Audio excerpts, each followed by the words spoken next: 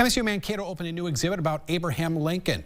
The second floor of Memorial Library is the new home of the Lincoln statue, which has been with the university for more than a century. The exhibit focuses on Lincoln and his actions during the Dakota War and emphasizes how the effects of that time are still seen in the community today. It was researched and developed by the university's social studies professors and students over the past 5 years. This is an educational opportunity for members of the Minnesota State community and Greater Mankato to learn about complex aspects of history where multiple stories collide, where there's different perspectives on the same series of events. The exhibit is planned to be a permanent fixture in the library.